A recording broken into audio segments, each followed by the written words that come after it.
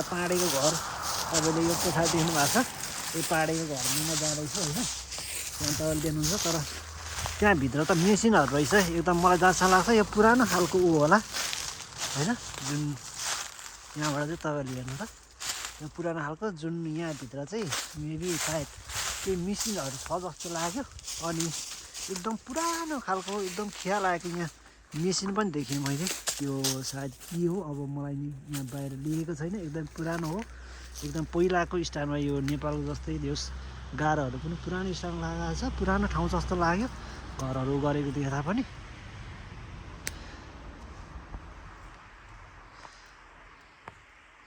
यो जुन यो चाहिँ हाम्रो पाहाडेको घर है, यो चाहिँ जापानको पाहाडेको घर रहेछ। यो चाहिँ जापानको नि पाहाडेकै घर होला यो, तपाईँले देख्नु भएको छ। लग्यो देख्नु भयो है तपाईँहरूले, जापानिज पाहाडेको घर यो जुन तपाईँले देख्नु भएको छ नि, यो जापानिज पाहाडेको घर जुन यो यहाँको पाहाडेहरूले सुटिङ गर्ने ठाउँ। हेर्दा पनि अचम्म लाग्छ होइन। वाह,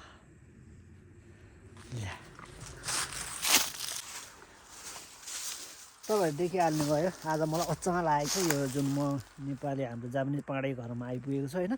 यो पाहाडे घरमा चाहिँ जुन के रहेछ भनेको यो एउटा जुन हाम्रो नेपालमा नि हुन्छ नि एकदम पुरानो खालको यो जुन मेल रहेछ होइन। अनि यहाँ तपाईँले यहाँ देख्नुहुन्छ अब के हो, यो पानी पनि छ हल्का, फेरि पानी तान्ने। यहाँनिर तपाईँले जुन हाम्रो इनार जस्तै एकदमै गहिरो ठाउँ छ, धेरै गहिरो छ यो।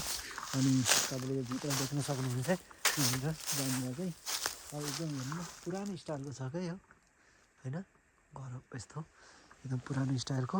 अनि त्यस पछाडि यहाँ भित्र नि तपाईँहरू देख्नुहुन्छ यो जुन भित्र चाहिँ यस्तो खालको यो जुन यो मेल रहेछ एकदम पुरानो।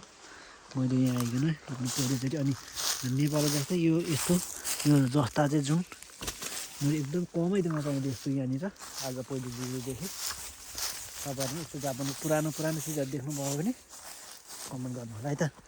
जापानको अरू पनि यस्तै यस्तै जापानमा के कुराहरू जस्तो त्यो कुराहरू तपाईँलाई भिडियोमा देखाउने नै छु। फेरि एउटा राउन्ड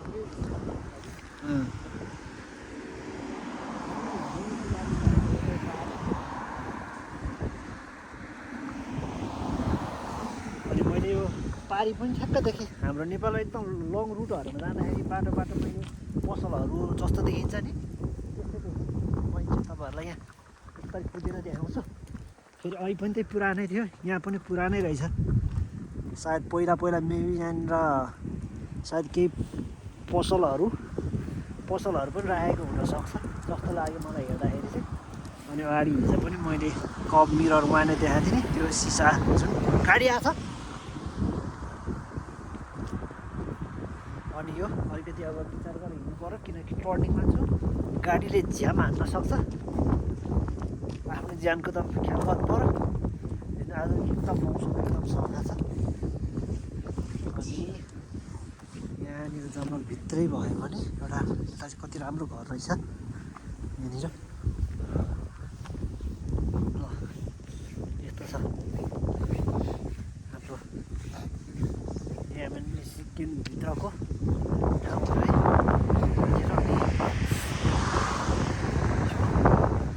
एउटा यो जङ्गलभित्र छ अब यो एउटा घर। अनि माथि एउटा सानो तर एकदम राम्रो घर पनि देखेँ मैले होइन, जहाँ चाहिँ तपाईँले देख्न सक्नुहुन्छ। तर यहाँनिर चाहिँ माथि चाहिँ के अरे नो इन्ट्री लेखेको रहेछ। दार्जिलिङ किन्सी लेखेको रहेछ, इन्टर भनेको छ। पारिपट्टि आज मौसम एकदम सफा छ। यो ताल अब यत्रो घरहरू छ होइन, यत्रो मजाहरू छ, यत्रो गाडीहरू छ, यत्रो मान्छेहरू चहल पहल राम्रो पिउँदा पनि फरक नपर्ने खालको यति सफा पानी उनीहरूले बनाइदिएको छ। एकदम स्ट्रिक्ट छ जापानमा। अनि यो चाहिँ रोडको छेउमा चाहिँ यो जुन तपाईँले देख्नुभएको छ यो तार चाहिँ मैले पनि पहिलोचोटि देखाएको हो। प्रायः जसो यो अन्त त अलिकति यो फरक हुनै हाल्थ्यो। यहाँ चाहिँ यो बाहिरको यो के अरे फलाङ्गो ठाउँमा चाहिँ यस्तो तारले पनि बारेको रहेछ है। यो चाहिँ मैले पहिलोचोटि देखेको। माथि यतातिर पुरै जङ्गलहरू चाहिँ एकदम पात झरेर पुरै एकदम ऊ देखिया छ छर्लङ्गै माथिसम्म देखिने जस्तो देखिया छ। अब यहाँ नतबारी मैले त्यहाँ गरिहालेँ किनकि यहाँ चाहिँ अलिकति गाडी र ट्रेनको चाहिँ अलिकति त्यति सुविधा छैन, त्यही भएर मान्छेहरू माथि आउँछ साइकलमा अनि यो रोड छेउछेउमा हाम्रो नेपाल जस्तै यो घर जस्तो पनि देखिन्छ। एकदम रमाइलो छ। हामी चाहिँ जापानमा आइसकेपछि सासानो कुराहरूलाई पनि हामीले ख्याल गऱ्यो भने, सासानो कुराहरू विचार गऱ्यो भने एकदमै इन्ट्रेस्टिङ कुराहरू धेरै हुन्छ। जुन कुराहरूलाई हामी सबै कुराहरू चाहिँ अब बाहिरबाट हेर्दाखेरि चाहिँ त्यति ख्याल गरिँदैन, तर सबै भित्री कुराहरू बुझ्नलाई चाहिँ के रहेछ बुझ्दै सबै कुराहरू चाहिँ ख्याल गरियो भने एकदम जहाँ पनि बस्नलाई रमाइलो ठाउँ छ। मलाई एकदम चाहिँ यो नेपालको ठ्याक्कै हाम्रो यो लङ रुट हुन्छ नि बिपी हाइवेहरू अरू त्यस्तै हजुर ढुङ्गामा अब जान त मिल्छ होला होइन, जान नमिल्ने भनेर त लेखाएको छैन चिउरी। अब यहाँनिर यो कप चाहिँ जहिले लगाएको हुन्छ अनि यतापट्टि यो जुन ठ्याक्कै हाम्रो नेपाल जस्तै यता जङ्गल अनि उता ठ्याक्कै म त यसो हेर्दाखेरि चाहिँ ठ्याक्कै हाम्रो बिपी हाइवेमा गएको जस्तो ठाउँ पनि लाग्यो। अनि उता पारि दाइ पनि उता जानै हुनुहुन्छ अनि त्यहाँनिर चाहिँ जुन एउटा ढुङ्गा छ म पनि त्यहाँ जान्छु। अनि त्यहाँनिर एउटा लेखेको छ, अब त्यो ढुङ्गामा चाहिँ यहाँको ठाउँको नाम लेखेको होला बोर्डमा, यसरी यो बोर्ड पनि लेखेको छ जहाँनिर चाहिँ चलेको छ। अलिक मैले कुरा सुनेर अब म अलिकति यो ढुङ्गा एकदम हजुर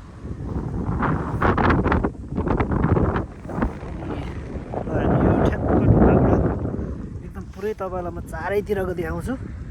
आज मौसम पनि एकदमै सफा छ अनि पछाडि फुसिसान एकदम क्लियर, त्यस पछाडि हाम्रो जङ्गलहरू पनि एकदम क्लियर देखिएको छ। आज मौसम एकदम सफा छ, आज एकदमै रमाइलो लागिरहेछ घुम्नको लागि।